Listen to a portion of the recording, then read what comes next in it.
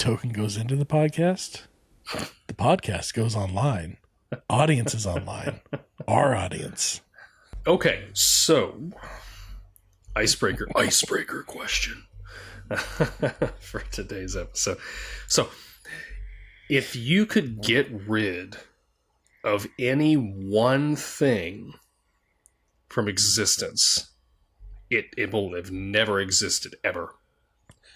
Wow, that's that's quite the question. That's got some implications to it. Yeah, for sure. Absolutely does. Yeah. Okay, you can get rid of it and it never existed. Can you then invent it? Sure. Why not? Yeah. Why not? All right, I got mine. All right, we'll discuss it at the end of the episode, and we'll see you on the flip side here. Yeah.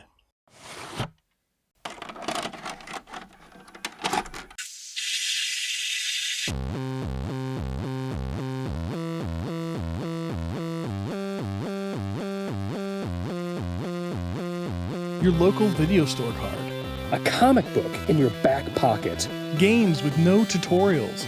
Music you had to discover. And drinking water straight from the hose. These are the things us millennials remember fondly. We are the Jennings brothers. Join us after the streetlights come on as we race our bikes from the top of the hill right down memory lane. Exchange those quarters because this podcast takes tokens.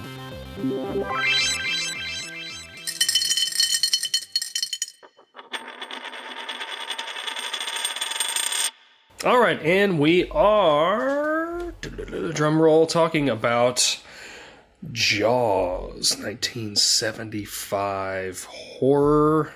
It was really branded as a horror movie. Horror movie. I mean, it's not a horror movie, but I think it was branded as a horror movie, sort of. I can see that, yeah, because it was like watching it. It feels like a horror movie. Like it's got kind of the beats as a horror movie. Yeah. So it's about a small coastal town of Amity Island.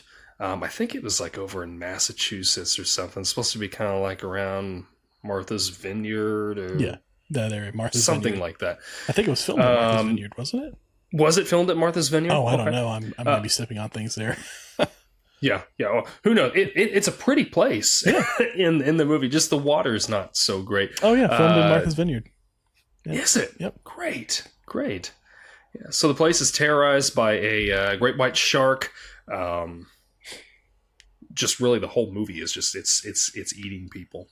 it's this thing, and there's three guys that got to go hunt this down, and that is the movie premise, and it's great. Released on June 20th, 1975, directed by Steven Spielberg. It is credited as the first summer blockbuster. Wow. I think we had discussed that in our E.T. episode, because I think I originally thought E.T. was the first summer blockbuster, but it wasn't. This was credited as that. Budget of $9 million, grossed $476.5 million, which is really good even today, but especially back in 1975. For a $7 million budget, that's quite the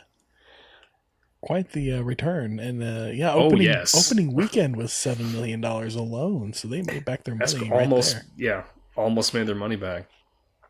Stars, is it Roy Scheider? Is it Scheider? I've heard Scheider. Plays the chief. I've heard about Scheider.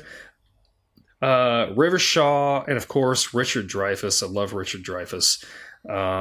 Was nominated for Best Picture, and it spawned 3 sequels of vastly lesser quality. But this one is just absolutely fantastic. I love this movie. I enjoy it every time I watch it. It is in my top 10 favorite movies. It is so good. Wow. And I really feel like in the pantheon of just greatest movies ever made, this is going to be in there somewhere. Okay. So I can agree. I mean, I'm going to go against you a little bit here. It's not a top 10 movie for me. It's not one of that's my. fine. It's not one of my favorite movies. In fact, Mm-hmm. I don't know if I would say that I really enjoyed this movie a whole lot. I would say I appreciate this movie a lot. I really do appreciate this movie for what it is. I enjoyed it the first time, but it's not a movie that I'm going to go back and rewatch a whole lot. It's a movie, well, like I said, I appreciate for what it is. It is a fantastically done movie. It's got a lot of great things to it. I just feel like, I think for me, it's a little slow and it's a little long is my problem I have with the movie. But at the same point, I'm watching the movie again and I'm thinking to myself, I always find this movie to be a little long and a little slow, but I can't think of what I would change or cut out of this movie to make it not slow or long feeling, because it kind of needs to have that. Like this, that's them building the tension throughout this movie, is stretching all this stuff out. And they're not stretching anything out. They're hitting all these beats. There's just so much to it. Yeah. And I think that's what makes, so if I could categorize this as a horror movie, I would do so based on that, on how they draw out everything. A good horror movie draws that out. You don't really see the monster, or the shark in this case, until really the end of the movie is when you actually see, like, you see full bits of it. Yeah, but you don't see the full thing until really the end of the movie, when it jumps up on the end of the boat. Yeah. But I don't know, like the scene, the opening scene with the, well, let's just say it how it is. They paint the picture of this kind of promiscuous girl running off into the ocean, right? Yeah. To swim with this boy. Skinny dip. And there's a classic horror trope of, she's going to get it. And it, even now when I watch that, it's hard to watch because I like horror movies, but I don't like slashers. I don't like to see people suffer in horror movies. I don't like seeing that. And that scene in the beginning, horror. That's yes. And it still bothers me in this movie when her and Quint are getting killed, because like she's getting pulled and then she's screaming like, "Oh God, please help me!" And then she gets pulled under. Yeah. And then Quint is like, really, like, he does not want to get eaten by the shark, and he's trying to kick at it and everything, and then it bites into him, and you just see him like just in so much pain. And it's so hard for me to watch scenes like that. Yeah, Quint's death was very visceral. You felt it. Yes. It was. And it was terrible because it's really his biggest fear, right? Yeah. Because he goes on that excellent, like one of the best monologues in cinema, I think, where that whole scene is great, where they're in the boat and they're showing their scars and everything, and him and Richard Dreyfuss are playing off each other so well. And they're building that. They kind of come to an understanding in that moment too of each other. Yes. Like, he really was dismissing Richard Dreyfuss's character for the longest time, Hooper. And at that point, you can see them kind of like come eye to eye and be like, "Oh, okay, I see you for who you are, and I can appreciate you now," or whatever. Yeah, and I think all three main characters in this movie are just written so well. Yeah, and they each kind of have their own individual motivations, more or less. Chief wants to make his town safe, and then Quint, I think, is it doesn't really outright say it, but I think he's trying to get revenge somewhat on what happened when he was in the war, and then he's wanting to get at the same time, I think the recognition of having taken this thing down, because there's that point where the chief goes to call in help and he like bashes the radio, because he doesn't. He's a maniac. Yeah. And then, Hooper, I think, is just, he's sort of like Chief in a way where he's like, I don't want anybody else to get killed by this thing. But I think he also has a fascination as an oceanographer of what's driving this. I've never seen a shark like this. Yeah. I don't know. It's so good. And Hooper's my favorite of the three. Yeah. I every time I watch it, I think Richard Dreyfuss does just an excellent job. Yes. With this character. Yes. Yeah. Yeah. There was a lot of, rewatching it again, because I haven't seen this movie in, I'd say at least 4 years. I watched it probably about 4 years ago as Bruce wanted to watch it. He's really into movies, and this is like a classic, not an 80s movie. This is a 70s movie, but it's 70s considered movie. Like, I guess you want to consider it. Could you consider it an 80s movie? I don't know. It's a classic retro movie. And he was really getting into those types of things, Ghostbusters and all that other stuff. So he really wanted to watch Jaws. So a few years back, I sat down with him when we watched Jaws, and I was like, I'll watch it with you, but I'm telling you right now, it's going to be too slow. You're not going to be into it, and you're going to get bored with it. But we'll sit and we watch it, and we sat and we watched it, and he played and did other things while it was on, but he stayed in the room for it instead of leaving. And as that tension built and they got closer and closer towards the end, he stopped playing and started watching more. Yeah. Until the very end, you watch the last scene, because that's where all the action is. But that was the last time I watched it. And I think whenever I rewatched it that time, I went into it kind of poisoned in the fact that I was like, I don't enjoy this movie. I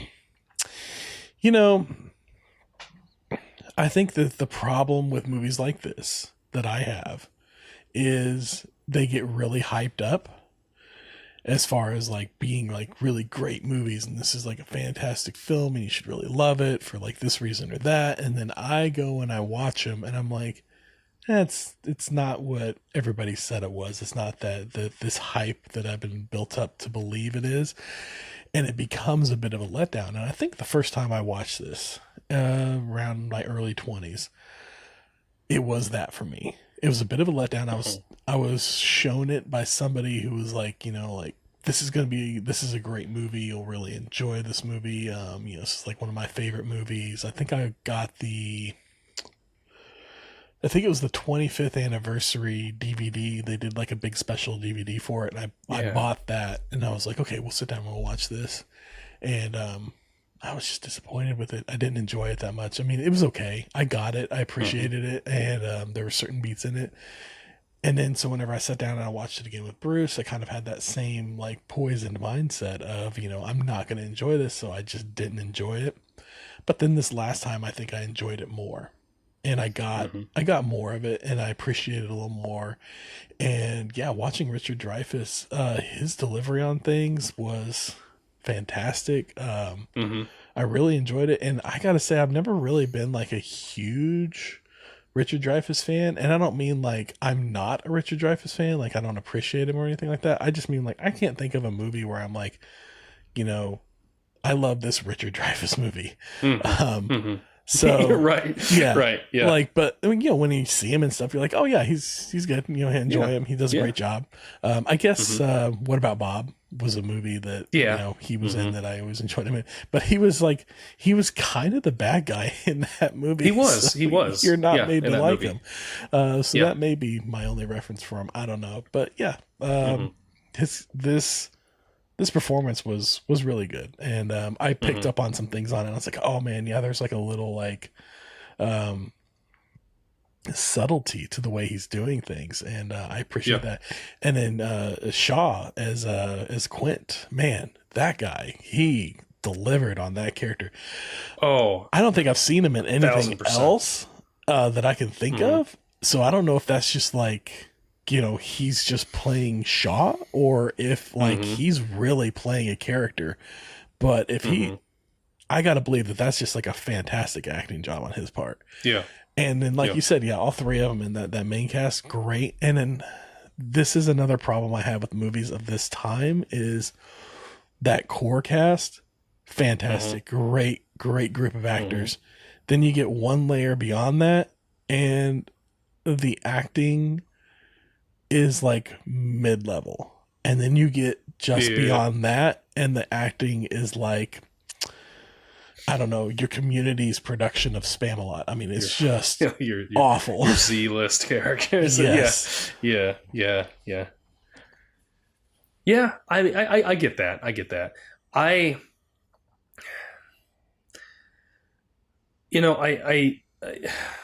I'm trying to figure out what I can put my finger on here, but yeah, I see what you're saying, I guess, with that. I think the guy that plays the mayor is a little bit stiff, and I don't know if that's because of the writing, like, because they don't really give him much depth. Yeah, it's just like and I get it. I get his motivation. The town earns most of their income through tourism, and he doesn't want the town to lose out on that. But then he's just like, well, let's just open up the beaches, even though there's been these attacks, and let's just kind of sweep it under the rug. And yeah, I don't know. He seems kind of a tool, you know. Very much so. Yeah, smarmy. Yeah. And then I feel so bad. Like the one death that really gets me, and it's harder for me now to watch it as a parent. But it's when that little boy gets killed, and you see like the blood come up and everything, and I'm like feeling for his mom, because his mom's got to be like, because he'd asked to go back out, and she's like, okay, 10 more minutes. Like if she just would have made him stay in, you know. And it's so hard to watch that scene. And like after I watch that, I'm just like, I want to go out and kill this dang shark now. You know, I want to take care of this thing, because that's not cool, you know. Let's go on a shark hunt. And yeah. But yeah, I don't know. But like you're talking about with Quint, and and just how River Shaw played that character. The introduction of that character, when he just like he's just dragging his nails down the chalkboard in the middle of that meeting. Oh yeah. I don't know if you've ever dragged your nails across chalkboard, but that hurts. No, does it? And that's not a fun feeling. And on top of that, to create that noise, that vibrates through your fingertips, and you're pulling back your fingernails. That hurts. Ugh. So yeah, that was some commitment to do that. Yeah. Either the character or the actor's part, one of the two. But yeah, like that was. You don't see that very often though. The fingernails on the chalkboard. Motif there or whatever. Yeah, you don't. So, yeah, I know you said that this isn't like your favorite movie, but do you have like a favorite scene from it? Is there something that like really stuck out with you that even on rewatches you enjoy watching? Or? Oh yeah, there was definitely. I'm trying to remember right now. There was a. Well, I think it was more about. There were certain things as far as like filmmaking that really, I really liked. Like whenever they're on the beach right before that boy gets eaten, and I should say it's right after the boy gets eaten, and they do that dolly zoom on Chief Brody, like like that, like they push in on him, but like he stays the same size and frame or whatever, but then you see the background and everything shifting around. That particular technique I always find so fascinating. Like just to achieve that, you really got to like time out your zoom with the movement of the camera so that the person stays in the foreground, framed the same way. Yeah. But that background compresses or depresses, whichever way you go with that shot. And that I always like those little shots like that. Those are always pretty fun. And then like Yeah, I think that scene on the boat with Quint whenever they're comparing scars, that one stands out. That's a pretty good one. That's just a neat little character bonding building moment that yes, I appreciate very much. Yeah. I think I probably said this a few minutes ago, but I do firmly believe that's the best scene in the movie. Yeah. Is just that whole interaction between the three of them.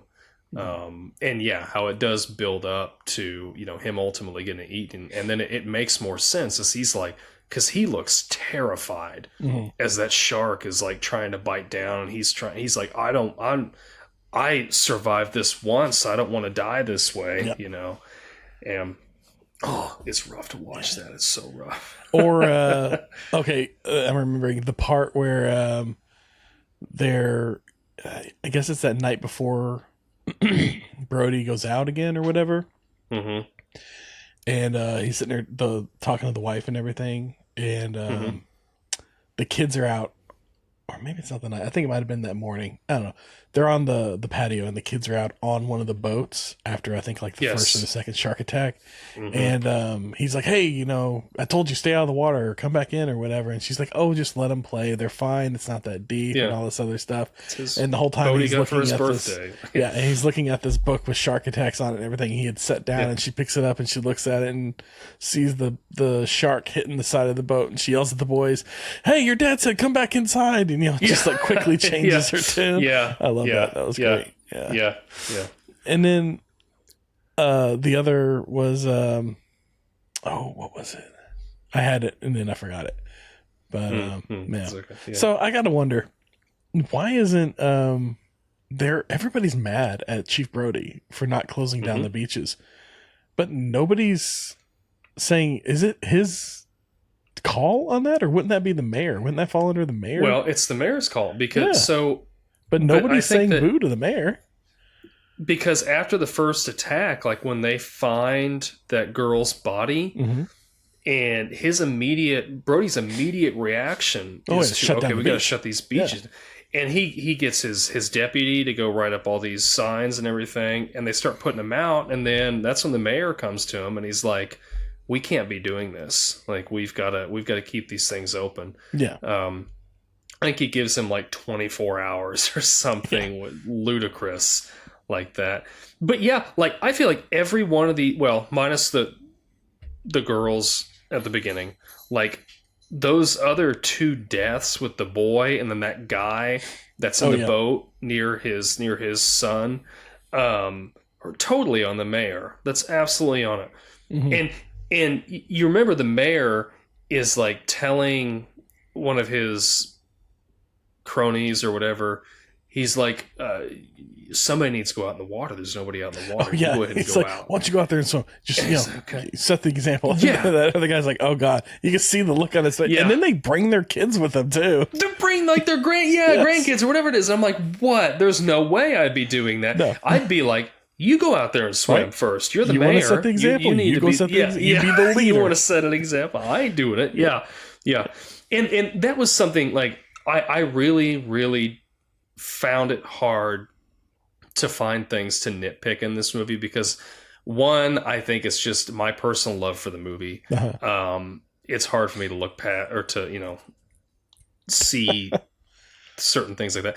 But then also, like, I really, really do think like this is not that Steven Spielberg is like, infallible God or anything, but this is a Steven Spielberg movie and his movies are like pretty well put together, you know.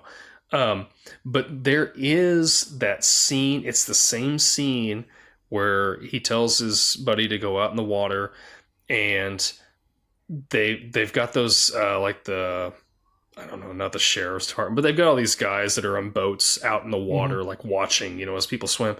And they're, on the radio, they're like, do you see anything? And they're like, I don't know. There's too much of a reflection on the water. Did none of these guys think to wear sunglasses out? Like, nobody's wearing sunglasses. They gotta get a good vision. Well, I mean, it's 70s. I don't know what sunglasses technology was at in 1977. But I can't imagine it was that great. No. I got a nitpick for you.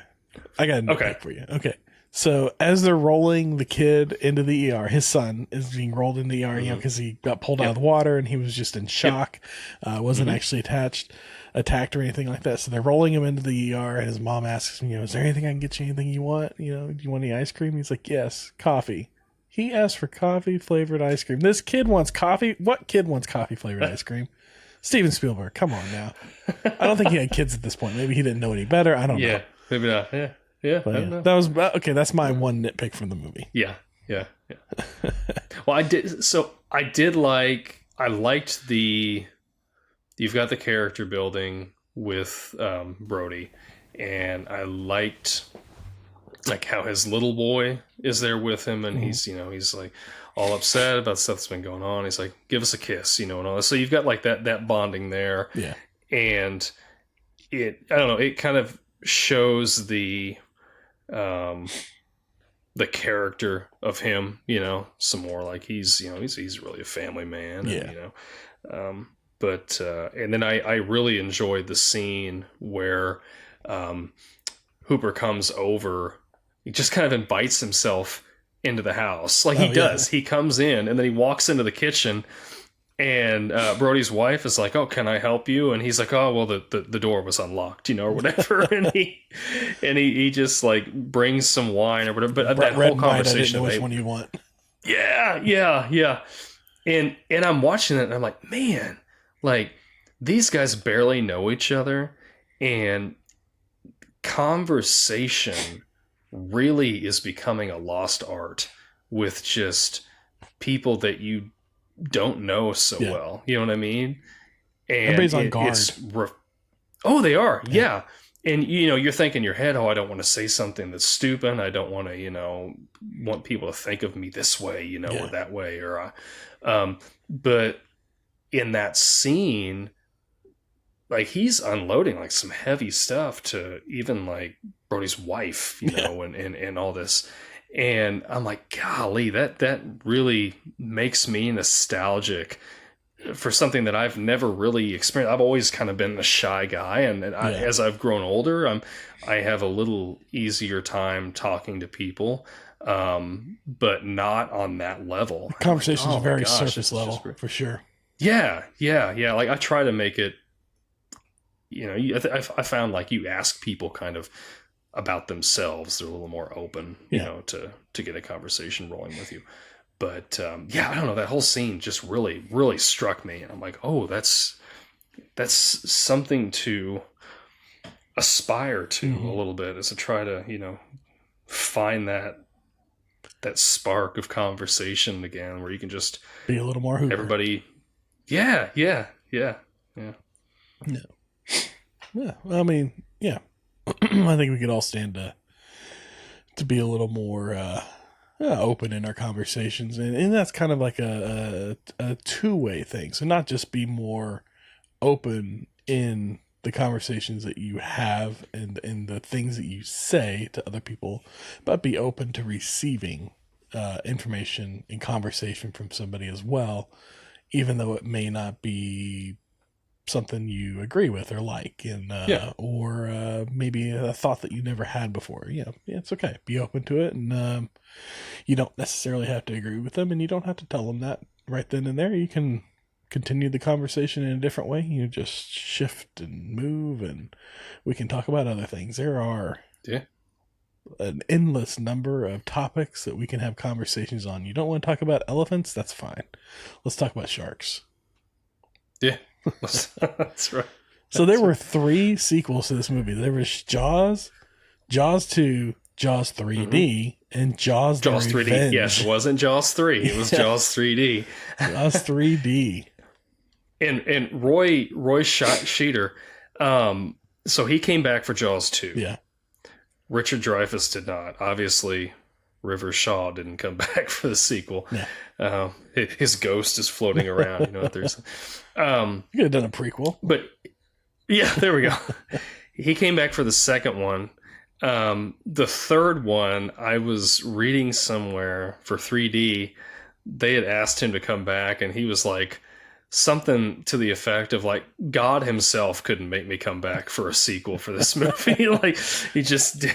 So they ended up writing him off as like, his character, Brody had like a heart attack in between 2 and 3 or something like that.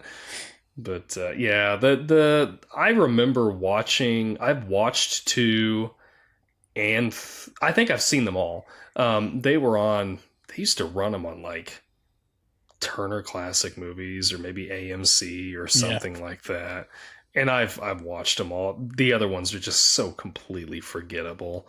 Oh, yeah. I couldn't even really tell you what happened. I mean, it's silly because it's like why make a sequel to this? Like Spielberg didn't want to do it and he didn't do it. Like they had shot the idea at him and he's like, I think this was a good enough movie for just one movie. And it completely is. I mean, they kill the shark at the end of the movie. What are they, the shark's family is going to come back for him in the second one, right? Yeah. I've never seen any of the sequels, so I don't know other than I guess it's in the same location, it involves the same people, and another shark shows up. Island again. Yeah. Yeah, I don't know. And I think like the third one or the fourth one is his oldest son is trying to kill a shark or something like that. Is the shark getting revenge in Jaws Revenge, or is the son getting revenge in Jaws Revenge? Yeah, that's got to be. I don't know. But it wouldn't surprise me either way, because I guess that's one thing I can nitpick about this. So the shark is an animal, and Hooper makes it clear like these things do 2 things: they swim and they eat. Yep, and that's all they do. And really the boat scene, when they go out and they first see it, and Quint shoots it with the barrel. It's really from that point on that I feel like the shark kind of almost becomes human and has vengeance, because it's like, oh yeah, it's like following them around, and like when it jumps out of the water and lands on the boat, as cool as that scene is to watch, what'd you say? It's coming for him. It's coming for him. It's like, oh, I'm gonna get you. Yeah. From that point on, like even when forget all these Hooper's fish out here in the water, I'm coming for you. Yes. And when Hooper's down in the water, like it's smashing that cage, like it's I'm gonna get you, I'm gonna get you, I'm gonna get you. And then when it's coming at Chief Brody, and the boat, which that scene is so good. That boat is sinking and he's like leaning on it, and he's got that M1 Grand, and he's going down and he's firing at it. And the thing's just like, I don't know, you can just hear it. Yeah. And he shoots it and it blows up, and that's a great scene. Yeah. But you can just feel that the shark's like, oh, I'm going to get you now. It's not like, oh, I'm hungry. Yeah. The first couple deaths, it's hungry and it eats, and then it becomes eats whatever moves. Yeah. This is like what we talked about in Twister, where they kind of give the tornado a bit of a personality or an agenda, if you will, throughout the movie. And the same thing with the shark. Shark doesn't have any agenda. Shark wants to eat and swim. No. But, they made it personal, so they could go all the way to revenge or whatever. I guess that's how we ended up with Sharknado. Blow him up. They both just have the ultimate agenda of a shark and a tornado. Yeah. So one of the greatest lines in cinema history comes in this movie, and it's when Chief is throwing the chum out, and the shark shoots up, and he backs up, and he looks over at Quint, and he's like, "You're gonna need a bigger boat."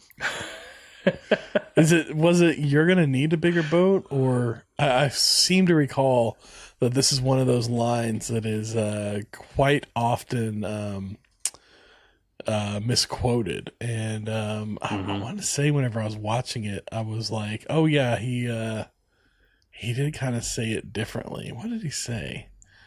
It's like he either says we're gonna need a bigger boat or you're gonna need a bigger boat. Yeah, he says you're gonna need a bigger boat. Yeah, that's what IMDb has listed as, is you're gonna need a bigger boat. All right, but I always heard it as we're going to need a bigger boat. That's how it's quoted. And it is. And I actually that's how I had it wrote down in my notes before I even watched the movie. Oh, yeah. And then I watched it and I'm like, wait a minute, what did he say? And I listened because he's, I like rewound it or something. And I'm like, oh, he says you're going to need a bigger boat. That's like one of those, like the Star Wars things, like Luke, I am your father. Like Vader never says, he just says, I am your father. That's right. Yeah. But we always remember it as Luke, I am your father. Yeah. Yeah. And I think that's like partly like being quoted in a way that, because if you just turned to somebody and said, I am your father, they're going to look at you kind of weird. Like unless they're with you mentally and on the same contextual page, they're not going to understand where you're coming from. But you throw Luke in there at the beginning and they're like, oh, Star Wars, gotcha. And so I think that kind of happens with these a lot, is that quote gets a little tweaked just so that it's got that context built into it. So whenever you say it, everybody understands it. But in this case, I think it's just simply it was misheard, or it was quoted in reference in this way of we're going to need a bigger boat to, for the, to make it like a we thing, if that makes sense. But so that's kind of my thought. You reminded me of one of my other favorite little bits, scenes or whatever to watch. I'll come back to that thought. Is that reaction that Brody has whenever he's chumming the water, and it's the way it's shot. Like he's chumming the water, the shark pops up, and then it instantly cuts, and he shoots up, and he's just like stiff as a board. Oh, and he starts backing up. Yes, that was a fantastic. Like, you think about a shark coming out of the water that close to you, that's the reaction you're going to have. It's not going to be flailing and yelling and screaming and losing your head. It's going to be, oh crap, I need to get away from here. It's that paralyzing fear, that stiff as a board reaction that he had. That was just great. Yeah, for sure. But as we're sitting here talking about it, I'm like, I have not denied that it is a great film. It's a well done film. It's still not something that I'm going to go out of my way to rewatch. But if it's at a certain point in the movie, I'll watch the last half hour of this, no problem. Yeah, like it's fantastic. I think it's all the buildup where I'm like, okay, can we just get to the shark? Because I know it's coming. And but there is like lots of like great little scenes and little bits in here, and it is a great movie. I'll give you that. It is. I mean, how much influence has this movie had on pop culture over the years? I mean, we're going to need a bigger boat. How often is that quoted in something? Yeah. Or like Back to the Future 2, where it's like Jaws, 16 or something like that they're advertising on the... I think it was Jaws 4D. Was it 4D? Okay. Yeah, because I think 3D came out the year before, and then they were teasing that, they made it in 3D. Well, in the future, they're going to make it in 4D. In 4D. Because Revenge hadn't come out yet. Yeah. But that's... we still haven't gotten Jaws 4D. I'm shocked that there isn't a more recent sequel or reboot or anything for this movie. Like, this movie has this, I guess, movie franchise. It hasn't been touched since the was it Jaws the Revenge, which came out when did Jaws the Revenge come out? 90 or 89? 87. So you had Jaws that came out in 77, Jaws 2 came out in 78, Jaws 3D 1983, just before the greatest movie of all time, and Jaws the Revenge in 1987. But have not had another Jaws movie since. And like I said, I'm surprised that we don't have hasn't been at least an attempt or any murmurings of a reboot or remake in any way. But glad there isn't. I'm surprised. I'm okay with that. Like I feel like, so why I think that movies like this and movies just in the 70s and 80s and really even into the 90s are so well remembered and loved is because they were pumping out, like, I know this is based on a novel, but they're putting out original content, right? Mm-hmm. For the most part. Like, you know, you look at like The Goonies or like Back to the Future, like those aren't based off of anything. Like they're just based off of imagination that somebody, The Burbs, Ghostbusters, all that stuff. And now it seems like if you want that, you really have to look at like indie movies. Mm-hmm. But like a lot of the stuff that's coming out in theaters, like big major air quote, you know, movies are like, they're either comic book movies, which I love my comics and I love good comic book movies, but those are really getting pounded into the ground anymore. Yeah. Or they're sequels to movies that came out in the 80s or 90s. I'm like, okay, it's cool they're putting out Beetlejuice 2, but did anybody really ask for Beetlejuice 2? You know what I mean? It's about 20 years too late as well. Yeah. And or like you're saying about this, like you haven't heard rumors of it, but like they're let's just remake these old movies with new technology. I don't think it needs to be done. No. Like, I'm not saying there aren't good remakes out there. There have been good remakes. Mm-hmm. But I don't know. I kind of miss the, you know, just the exploratory nature of movie making in the 80s. Yeah. I'm with just you. seeing wild stuff on there, you know. But at the same time, whenever they do anything new now, people hate it. And then you make a sequel to something now, and people hate it. You give them exactly what they want, fan service, and they hate it because there's too much fan service. Hate it.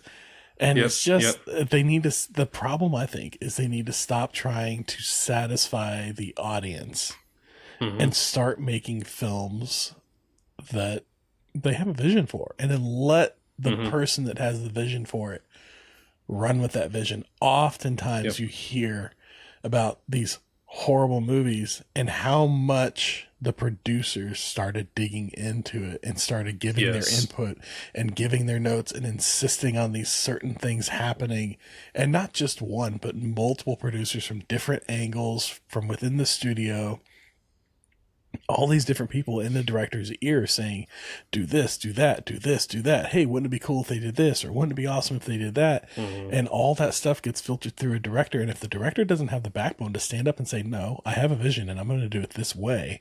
Yep. All that stuff makes its way in, and we end up with Batman and Robin or something like that. And that's just, you know, what happens.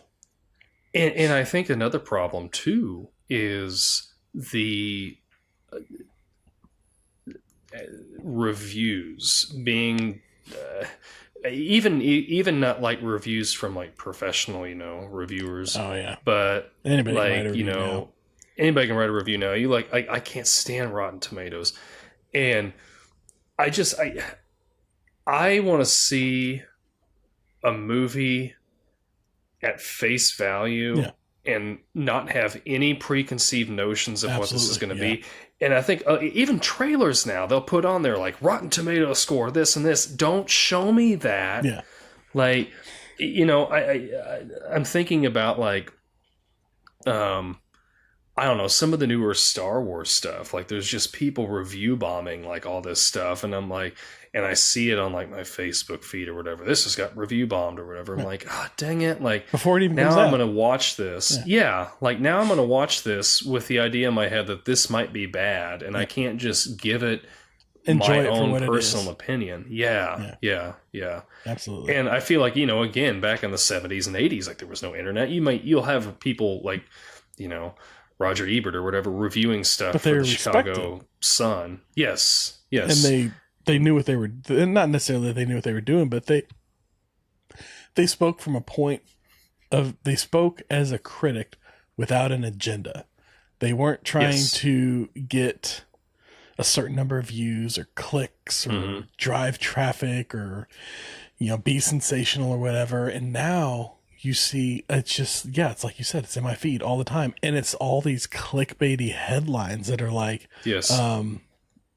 that are kind of twisting around and are the headlines like, Jaws movie takes bite out of box office, but wasn't worth it. And then you're like, oh, well, what was wrong with the movie? And you click on it and you read it, and it's actually a glowing review. But they put that little twist in the title just to get you to click on the article. And so those things drive me nuts. So I really don't read those. But that headline still gets read as you're scrolling through things, and that's what you remember. And so you got all these headlines that are building up in your mind, and it just ruins the experience of going to see a movie.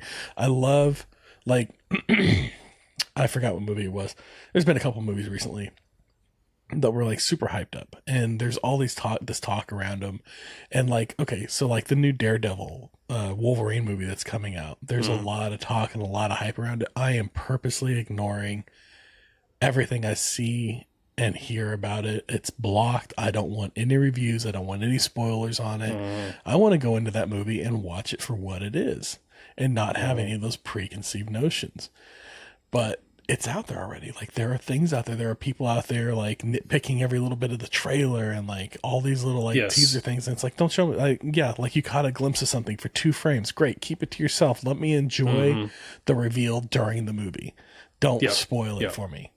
Those types of things drive me nuts. Or like a few years ago, there was a movie that I was pretty excited about, and I wanted to go in and watch it without any of those spoilers and everything like that. But Bruce was just starting to get into like watching people reviewing things and talking about movies and stuff like that. And he, I think, just wanted to engage in that conversation with me about this thing that I'm excited about.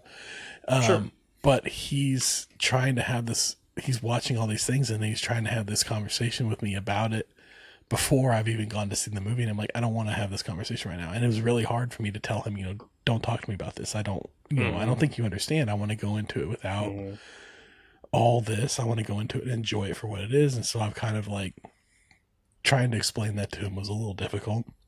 I want to talk to you about it after we watch the movie. I don't want to talk to you about it as we're repeating things that we've heard from other people type of conversation about it. I don't want to have this hearsay conversation. I want to have a conversation about something that we actually did together type of thing. And that's kind of I think that ruins a lot of the experience going into these movies. And I don't know, I kind of talk myself in circles, but it gets me riled up. I'm with you. It does me too. And I think that's why like I find this that we do so refreshing, because it's like we rewatch a movie or can't spoil anything. No, we've Beverly Hills Cop, I think we both said we hadn't really seen before. And then we just give each other our thoughts on it, and it just, I don't know, it feels a lot more organic, and it feels a lot more like it did when we were kids. When we would, like, we'd go watch a movie at the theater together, be walking home, be like, oh my gosh, can you believe, like, Will Smith did this, or whatever. That was cool. You remember this part? Yeah, that was cool. So didn't have the conversation in the theater, had the conversation after. Not during the movie, you have the conversation after. Enjoy the movie and then have the conversation. That's another thing that bothers me, is talking in the movie. I can't stand it. Oh, man, So I had a friend one time that he was watching a movie. I don't remember what he was watching, but he was watching a movie, and this guy would like just pulled out his phone. He was talking to somebody on the phone. And he so it's my buddy Daniel, and he's been in the military. He's been over in Afghanistan. Like, he didn't have any problem telling you, like, if you're being an idiot. And he like took the guy's phone and hung it up. And he's like, I've appreciated your commentary, but I'm trying to watch this movie. It's time to shut up. Nice. And the guy quit, I guess. But anyway, I don't know. That's awesome. Yeah. Something to aspire to, I suppose. So I'm going to bring us back to the movie. So right after the sharks started attacking the boat on that first night, they're out drinking, and then the sharks they're drinking on the boat, and then the shark starts attacking the boat, and they kind of go back up to the surface of the boat, and they're like checking out, where's the shark and everything like that. And Brody is on the bow of the boat, and he's got the gun, and he's looking out on the water. Mm-hmm. Did you notice there was a shooting star that ran behind him in the sky? I wondered. It was that red thing, Yes. right? I didn't know if it was a shooting like, star or a flare. That's But what I it had to wondered. be a Like, shooting because star. so I'm watching that, and I just briefly saw it, Yep. and then I was waiting for it to come out from the other side behind him, and I thought, well, I wonder if that was a tear in the film. Oh, maybe, yeah. Or something that they just couldn't edit out. But I doubt it with everything being digital now that they would have, that They if would've that was a cleaned it real up. film tear, Yeah. that they would have edited that out, you know. So I did notice that, and I wondered if that, you know, what that was. So Yeah. I'm glad I wasn't just seeing things. Yeah, I was wondering, is that a shooting star or flare or a tear in the film? I didn't think about that, but yeah, something like that. Yeah. I thought it was interesting. Yeah. It's definitely stood out. It was obvious. Mm-hmm. They didn't try and hide it, that's for sure. Yeah. Yeah. Didn't edit it in post or No. anything like that. So So how is he supposed to, whenever they put him in the cage and they lower him into the water, Mhm. how is he supposed to, assuming everything went right, let them know that Yeah. he's done and he wants to come back up? yeah, I know. I thought about that. I'm like, does he like bang on the side of the cage, or were Yeah. they just going to give him a little bit of time? And then, although I guess he can get out of the cage, so maybe if he would have killed it, He would have would've just swam up to the top, swam up. I guess. I don't know, man. He was a brave soul. For Oh, doing God, that. yeah. Like, I like when Brody is like, you can't do that. That's too dangerous. And he's like, you know, they're at the point, and he's like, do you have any other suggestions? Yeah. Because this is what we're gonna do. This is it. Like, This is all we got. have to kill this thing. Like, Yeah. there's no other option here. And yeah, it just harkens back to just how much I love that character. He's just, I mean, he would just do what had to be done, That's right. and he had the knowledge. And I love that. He's in it Like for the you were saying science, not earlier. the paycheck. That's right. That's right. Him and Bill would get along great. You know, but that harkens back to what you were saying about Quint, you know, and how they kind of gain that mutual respect of each other, showing the scars and stuff. Because that, yeah. you know, their whole time, like driving out there, whatever, on the boat, you know, he's joking with him, you know, like, well, you've got all that money. Do you really know how to drive City this boy. boat, you know, or steer this boat and all this? Yeah. And he's, you know, I don't know. It was really good, that whole dynamic. Yeah, that was a good one. So whenever they blow up the shark at the end, and it creates all the little bits of shark in the water, that's essentially chum in the water. Aren't they just attracting more sharks? More sharks. Is that how we got Jaws 2? Is that what happened? There's just more sharks in the water now? That's it. Yeah. But they were fine swimming back, you know, Yeah. because you see at the very end when the credits roll, they've made it to the beach. They made And it. I It's liked fine. the way that ended. I was fine with that. A lot of times when I watch movies, I'm like, oh, I want a little more resolution, but there wasn't really any other resolution that needed done. They needed to kill the shark, Yeah, that was it. and they Mission killed accomplished. it. And we don't have to see, you know, him, you know, the mayor and the town praising them. Like, we Right. don't need to see any of that. We just No parades. Mayor Yeah. loses the election next year or whatever. yeah. Chief Brody for mayor. Yeah, right. So okay, so that's interesting. They blow up the shark. There's nothing. Mhm. I mean, I guess there's like the bottom half of the shark is still relatively intact. But have you ever been to or seen in Universal Studios? They have like the little section for Jaws. They have like a little pier, and they have like a shark hanging by its tail with its, you know, head tilted back and its mouth open for Jaws. And it's like the Bruce the Shark Jaws shark. But if they blew up the shark, what are they referencing there with that shark being strung up? The tiger shark that they killed that didn't have anything to do with the attacks. Well, but it's a great white shark that they have. It's okay. It's, Yeah, that's what I'm saying. yeah. It's like the full size, like the same size as Yeah. Bruce the Shark and everything. It's like this Yeah. big giant great white shark, and they have it all hooked up. So I don't know, maybe it was the second one that they strung up a Maybe. shark in, maybe. I don't Yeah. know. I never saw the second one. But I mean, what else would they have though? I mean, I guess they could have like you kind of walk out to the orca, you know, and then Yeah. you've got Jaws up on. I don't know. yeah. I don't know. Yeah. I just, now that I've thought about it, that kind of like, that stands out to me as like, well, that's like, what are you, that's not a scene in the movie. That's not from any part of it. I guess you're just kind of like, stretching the imagination there or whatever with it. Yeah. But that was a little thought I had there. Just wanted to express. So Bruce the shark, I hinted at there. Did you know that was the name of the shark in the movie that they named it? No. Yeah, so the little animatronic shark was named Bruce the shark for behind the scenes. Okay. Like that's what the name they had given to the shark was Bruce the shark, which was referenced in Finding Dory or Finding Nemo. Finding Nemo, because that's what I thought. That's what I thought you were referencing was Finding Nemo. Nope. They referenced it in Finding Nemo by naming him Bruce the shark. Yeah, so that's a little nod to Jaws. That's cool. Bonus fact for you there. Yeah. I I like it. That was interesting. I like it.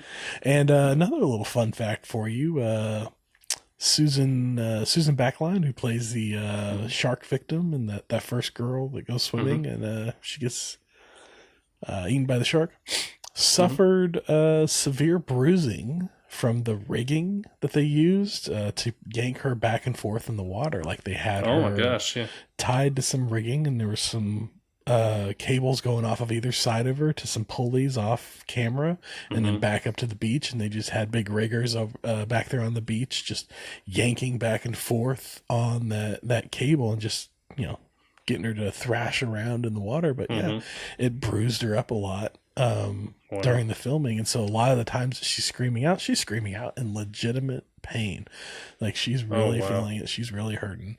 But she was interviewed, and she says that she got recognized for that role all her life, and just always had people coming up to her and telling her that that she really scared the heck out of them with that performance, and they didn't want to go into the water because of her. And so her whole life she was recognized for that.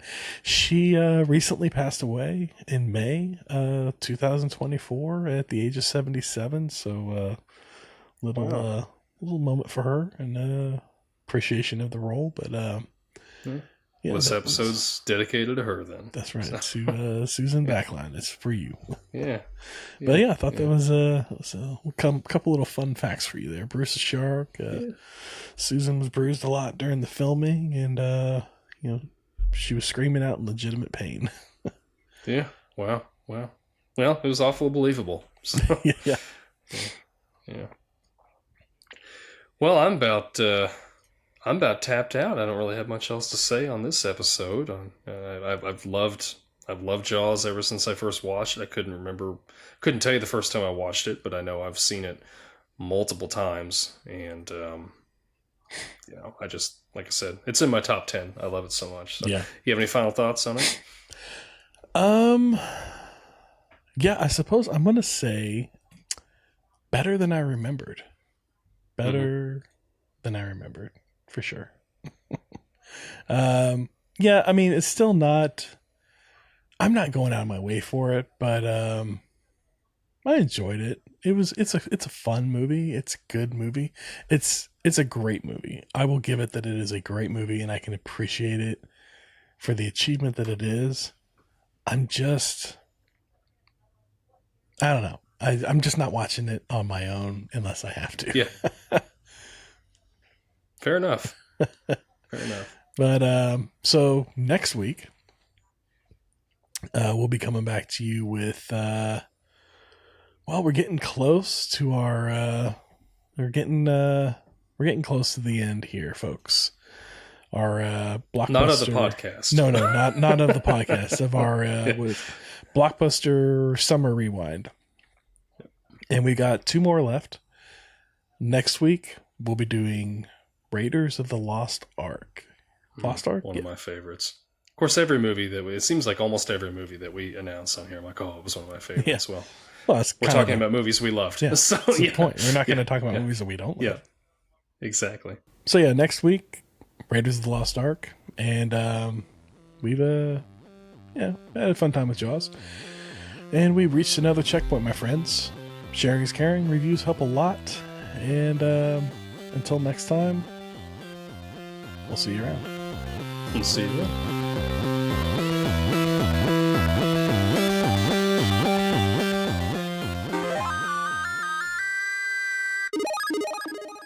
This Podcast Takes Tokens is a Clay Street production.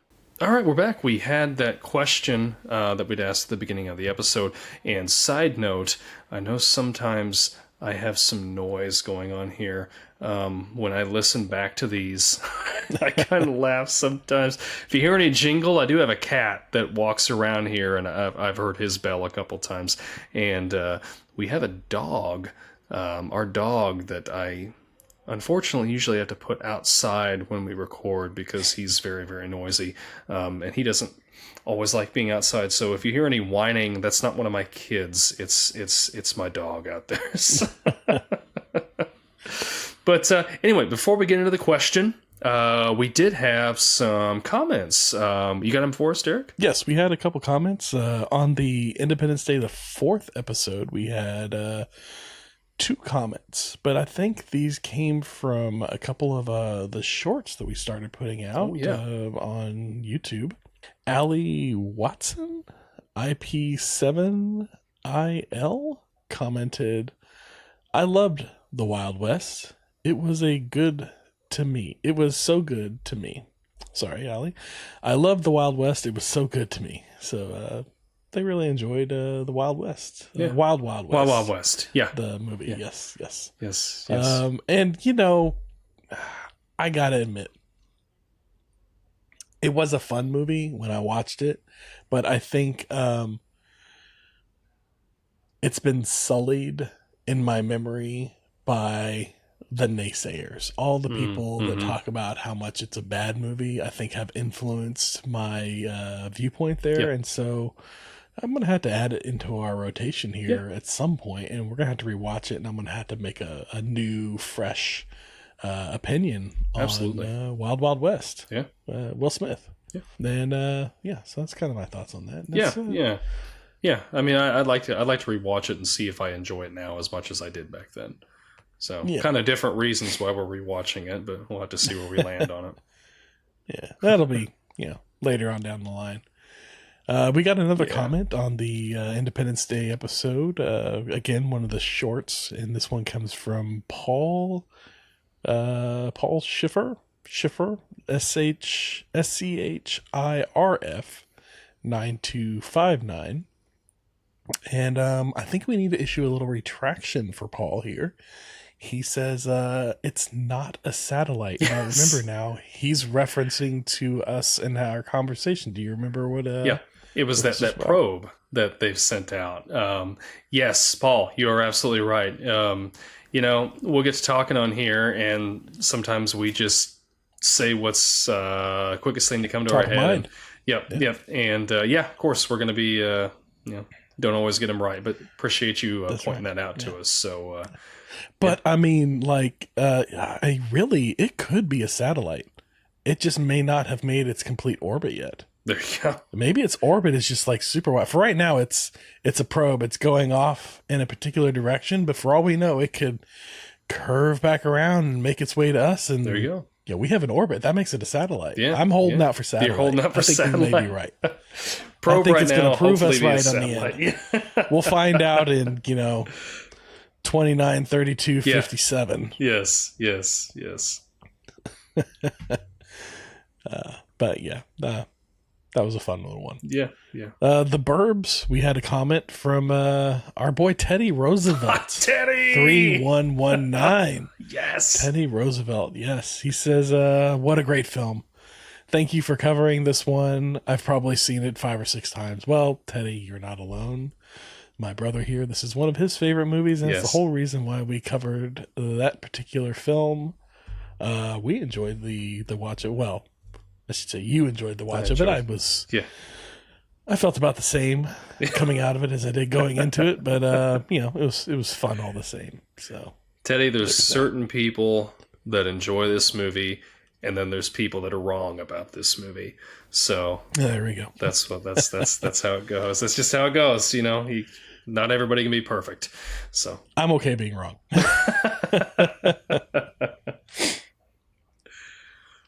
All right. Well, that all our comments that we had?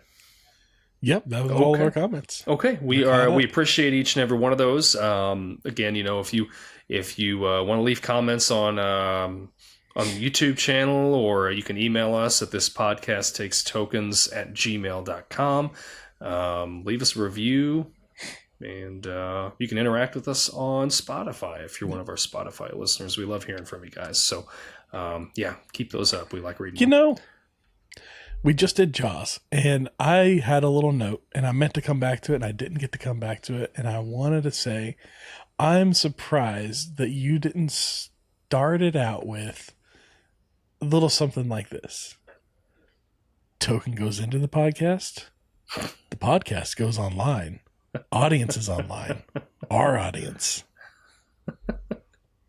I looked through that monologue, and I was trying to find something to use, and I just couldn't make it work. Couldn't make it work. So that works. Maybe we'll just edit that out and throw it on the beginning of the episode.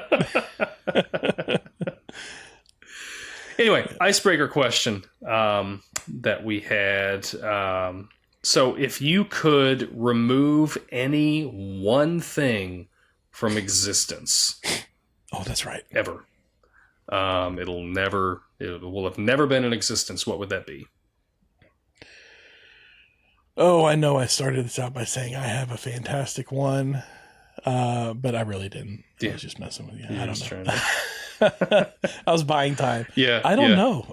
I mean, I feel like there's a good amount of answers that you could throw in here, and some of them would be like, cheesy, like, guns for world peace, or, war, or something like that. But, man, I don't know. I really don't know. If there's one thing that I could remove from time to never existed, what would it be? And do I need a why, or just like I can just anything I want? You don't have to have a why. You don't have to. All right. I think it would be the Burbs. No, I'm just kidding. No. Okay, this podcast is done indefinitely. I'm gone. No. Yeah, I don't know. You know what? I do know. Okay. As much as I enjoy the convenience of it, digital media. Mm-hmm. Digital media. Just because I miss going to a video store and just walking the aisles and picking out a movie or two that I'm going to watch that weekend at some point. Yeah. And it's lost. It's something we'll never do again. And I miss that. Yeah. Now I sit and I scroll through endless feed of dreck, of just whatever that I have little to no interest to watch, looking for anything to entertain me. And I think I spend more time scrolling than I actually do watching a movie every night, or a TV show, or whatever the case may be. But digital media. I'm going to remove that from the except for this right here. We're going to keep YouTube and our podcast and all. That's the thing. There's like implications, but we're not going to discuss the implications. We're just going to, because mine. So that's a good point. Like, so mine was going to be kind of a silly one, but it was mosquitoes, because I just can't stand mosquitoes. They've always bit me up.